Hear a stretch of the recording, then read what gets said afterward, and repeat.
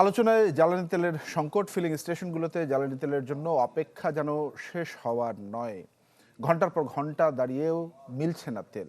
এই বিষয়ে কথা বলবো আমাদের সহকর্মী মরিয়ম আজিজ মৌরিন। মৌরিন, আপনি আমাদের আরেকজন সহকর্মী ঢাকার বাইরে থেকে যুক্ত হয়েছেন, তিনি রংপুর থেকে আমাদের সঙ্গে যুক্ত হয়েছেন ফখরুল শাহিন। আমরা শুরুতে মৌরিন আপনার কাছে একটু জানতে চাইবো, দীর্ঘ সারি মোটরসাইকেলের তেল পাচ্ছেন কিনা, দিচ্ছে কিনা, এবং পেট্রোল পাম্পের মালিকগণ কি বলছে?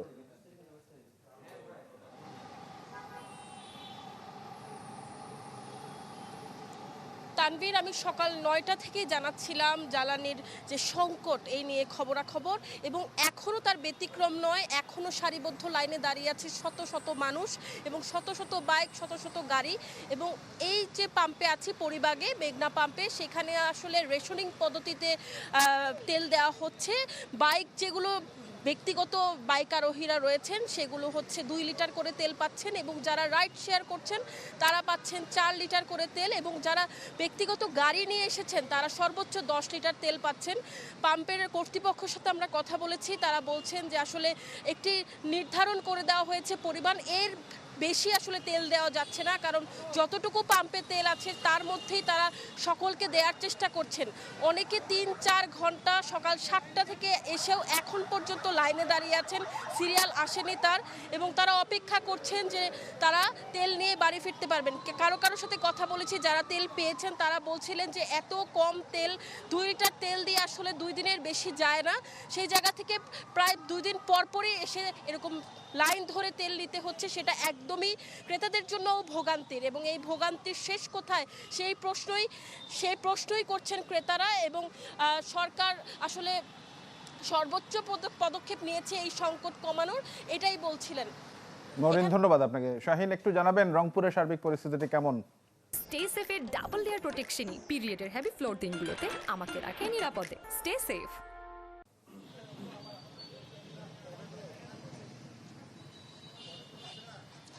তানভীর, রংপুরে 2-1টি পাম্প ছাড়া প্রায় প্রতিটি পাম্পে কিন্তু তেল দেওয়া হচ্ছে। তবে যে বিষয়টি এখানে দাঁড়িয়েছে, সেখানে রেশনিং যে পদ্ধতি, 200 টাকার বেশি তেল দেওয়া হচ্ছে না। এই কারণে আসলে যারা মোটরসাইকেল চালক আছেন তারা কিন্তু আধা ঘন্টা এবং 1 ঘন্টার বেশি সময় ধরে লাইনে দাঁড়িয়ে তারা কিন্তু তেল পাচ্ছেন। তো আমরা কথা বলেছি ক্রেতাদের সঙ্গে, ভোক্তারা বলছেন যে যদি এই 200 টাকা থেকে আরও বেশি করে তেল দেওয়া হতো তাহলে এই ভোগান্তিটা হতো না। এবং আমরা যারা পাম্প মালিক আছেন এবং বিক্রেতা আছেন, তেল বিক্রেতা, তাদের সঙ্গে কথা বলেছি, তারা বলেছেন যে পাম্পগুলোতে আসলে পর্যাপ্ত তেল আছে, কিন্তু যে নির্ধারণ করে দেওয়া হয়েছে তেল দেওয়ার যে রেশনিং পদ্ধতি সরকার থেকে যেটা নির্ধারণ করা হয়েছে, এর বাইরে তারা দিতে পারছেন না। এই কারণে আসলে তারা বেশি করে তেল দিতে পারছেন না, এই কারণে লাইন বেড়ে যাচ্ছে। এবং একই পরিস্থিতি আসলে রংপুরের যে বাহিরের যে জেলাগুলো আছে সেখানেও কিন্তু আমরা লক্ষ্য করেছি। লালমনিরহাট, নীলফামারী সহ যে রংপুর বিভাগের যে 8টি জেলা, সবখানে একই অবস্থা। পাম্প মালিকরা বলছেন তেল আছে কিন্তু রেশনিং পদ্ধতির বাইরে দিতে পারছেন না, এবং এই কারণে আসলে লাইন দীর্ঘ হচ্ছে। এবং ক্রেতারা তাদের দাবি সেটা হচ্ছে যে এই রেশনিং পদ্ধতি তুলে যার যতটুকু তেল অতটুকু দিলে এই ভোগান্তিটি আসলে থাকবে না। এবং এই তেল নিয়ে কিন্তু আমরা দেখলাম 2 দিন ধরে নীলফামারী এবং গাইবান্ধা এবং লালমনিরহাট, এই 3টি জেলাতে কিন্তু অপ্রীতিকর ঘটনাও ঘটেছে। সেখানে সংঘর্ষ হয়েছে, সেখানে মারামারি হয়েছে এবং সড়ক অবরোধও করেছেন বাইকাররা, এমন ঘটনাও কিন্তু ঘটেছে।